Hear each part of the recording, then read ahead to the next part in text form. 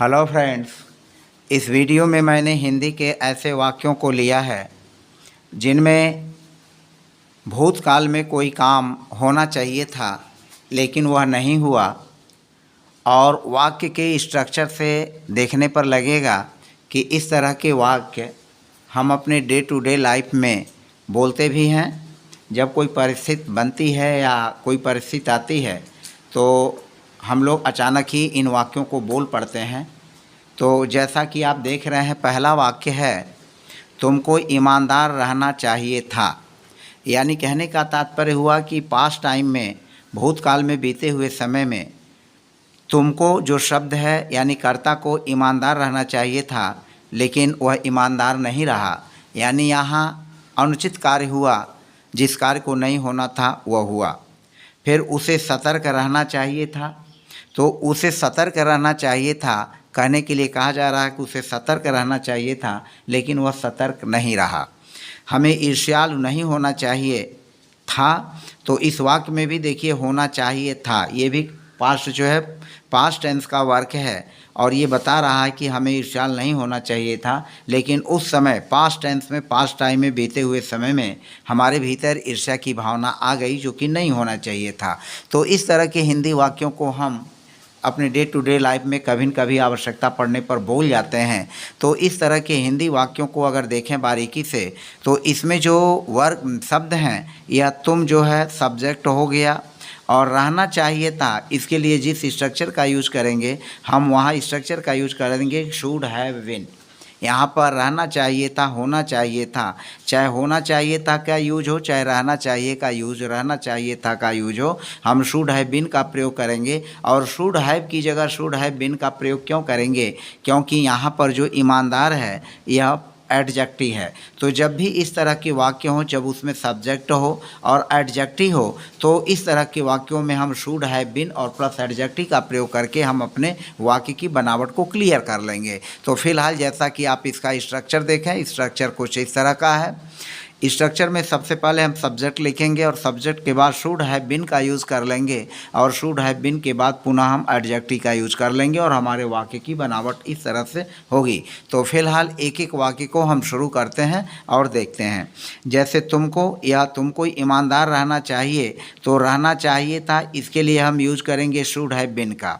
Should have been रहना चाहिए था, और तुमको हो गया सब्जेक्ट और ईमानदार एडजेक्टिव है, तो ऑनेस्ट का यूज कर लेंगे और तब हमारा वाक्य बनेगा इस तरह से। यह सब्जेक्ट हुआ, यहाँ पर लिखेंगे यू, और फिर रहना चाहिए था यू शुड हैव, इसका हम यू उपयोग करेंगे दूसरे नंबर पर, यह हो जाएगा पहले नंबर पर सब्जेक्ट के रूप में। तो you should have been, you should have, you should have been, you should have been, तुम्हें रहना चाहिए था।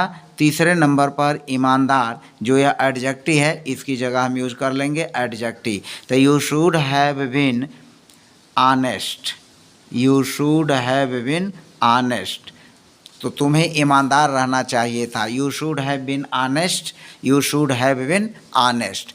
अब देखें, उसे सतर्क रहना चाहिए था, हमारा नेक्स्ट सेंटेंस है उसे सतर्क रहना चाहिए था। तो उसे सतर्क रहना चाहिए था, यहाँ पर हम ही या शी किसी का यूज कर लेंगे, ही का यूज करें या शी का यूज करें, तो उसे ही शुड और रहना चाहिए था यह रह जाएगा दूसरे नंबर पर। पहले नंबर पर यह हो जाएगा, तो he should have been, he should have, he should have been, he should have been, और तीसरे नंबर पर हो जाएगा सतर्क। तो ही शुड हैव बीन, सतर्क का मतलब cautious, cautious, he should have been cautious, he should have been cautious. हम अलर्ट भी लिख सकते हैं, he should have been alert, cautious की जगह अलर्ट भी लिख सकते हैं, उसे सतर्क रहना चाहिए। तो he should have been alert या he should have been cautious, उसे सतर्क रहना चाहिए था। तो दूसरे वाक्य का हुआ। अब हमारा तीसरा वाक्य है, हमें ईर्ष्यालु नहीं होना चाहिए था। तो हमें यह पहले नंबर पर हो जाएगा, हमें यह सब्जेक्ट हुआ तो हम लिखेंगे वी, वी और फिर दूसरे नंबर पर हो जाएगा शुड हैव बीन, इसका यूज होगा। तो होना चाहिए था तो और फिर नहीं भी है तो वी शुड नॉट, हम अलग अलग ही शुड और नॉट को लिख रहे हैं। We should not have been, we should not have been, we should not have been, we should not have been jealous, GEALOUS, we should not have been jealous, we should not have been jealous।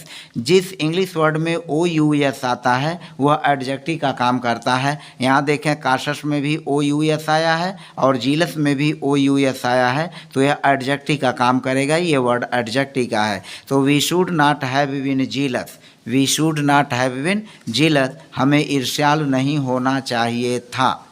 चौथा वाक्य है लड़कों को ईमानदार होना चाहिए था।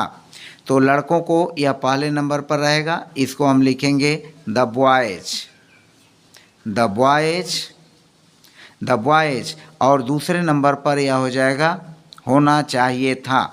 और तो द बॉयज और should have been, the boys should have been, the boys should have been, लड़कों को होना चाहिए था क्या, ईमानदार, तो यह एडजेक्टिव हो जाएगा honest, honest. The boys should have been honest, the boys should have been honest, the boys should have been honest. अब आगे चलें, पांचवा वाक्य है मेरे भाई को मेहनती होना चाहिए था। तो यहाँ मेरे भाई को यह सब्जेक्ट हुआ, होना चाहिए था शुड हैव बीन का प्रयोग करेंगे दूसरे नंबर पर, और मेहनती का हो जाएगा लेबोरियस। तो मेरे भाई को यह सब्जेक्ट हुआ, यहाँ लिखेंगे my brother, my brother, my brother, मेरे भाई को should have been, should have been, my brother should have been laborious, laborious, my brother should have been laborious, my brother should have been laborious, मेरे भाई को मेहनती होना चाहिए था। अब अगला सेंटेंस देखें, खिलाड़ियों को आलसी नहीं होना चाहिए था। तो खिलाड़ियों को यह हो गया सब्जेक्ट, तो लिखेंगे the players, the players, the players खिलाड़ियों को, द प्लेयर्स खिलाड़ियों को नहीं होना चाहिए था, तो लिखेंगे should not, the players should not have been, the players खिलाड़ियों को नहीं होना चाहिए था दूसरे पर या दूसरे नंबर पर हो जाएगा, और खिलाड़ियों को पहले नंबर पर।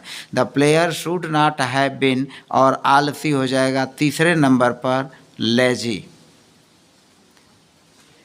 The players should not have been lazy, the players should not have been lazy, खिलाड़ियों को आलसी नहीं होना चाहिए, खिलाड़ियों को आलसी नहीं होना चाहिए, the player should not have been lazy. अब अगला सेंटेंस है राधा को चतुर होना चाहिए था।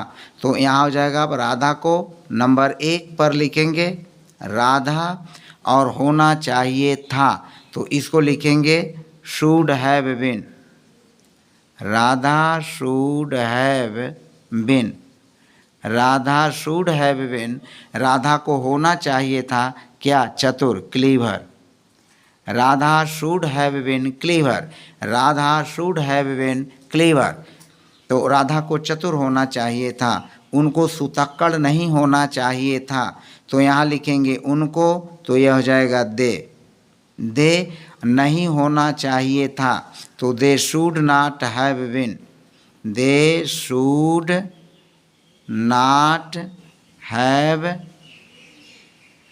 Been, they should not have been, they should not have been, उन्हें नहीं होना चाहिए था क्या, सुतक्कड़, तो यह हो जाएगा sleepy, sleepy, they should not have been sleepy, they should not have been sleepy, उन्हें सुतक्कड़ नहीं होना चाहिए था, यानी उन्हें अधिक सोने वाला नहीं होना चाहिए था। They should not have been sleepy. फिर अगला वाक्य है, शिकारी को मूर्ख नहीं होना चाहिए था। शिकारी को मूर्ख नहीं होना चाहिए था, तो यह हो जाएगा दी हंटर, शिकारी को, दी हंटर, दी हंटर, दी हंटर शिकारी को नहीं होना चाहिए था। शुड, शुड, हम नॉट को ऐसे भी लिख सकते हैं shouldn't. The hunter shouldn't have been, have been, have been मूर्ख, फुलिश, फुलिश या इडियट या डल कुछ भी लिख सकते हैं। फुलिश की जगह डल भी लिख सकते हैं, मूर्ख, इडियट भी लिख सकते हैं, इडियट, इडियट। तो the hunter should not have been foolish, the hunter should not have been foolish या डल या इडियट। तो the hunter should not have been foolish, शिकारी को मूर्ख नहीं होना चाहिए था। तो इस तरह से आपने देखा कि इन 9 सेंटेंसेस के माध्यम से हमने सब्जेक्ट और प्लस शुड हैव बीन और प्लस एडजेक्टिव का यूज़ करके आपको 9 सेंटेंसेस का एक्सरसाइज कराया। तो मुझे पूरा उम्मीद है कि यह पूरा प्रकरण आपको आसानी से और अच्छी तरह से समझ में आया है। तो फिलहाल वीडियो में बने रहने के लिए आपको सबको बहुत बहुत धन्यवाद। और यदि आप मेरे चैनल पर नए हैं तो चैनल को लाइक, सब्सक्राइब और शेयर करना ना भूलें, और कमेंट अवश्य करें, प्रेस बेल आइकन करें। और ऐसी ही वीडियोस को देखने के लिए आप बने रहिए मेरे चैनल आई इंग्लिश क्लासेस ऑलवेज में। तो फिलहाल आज की वीडियो में बस इतना ही। धन्यवाद।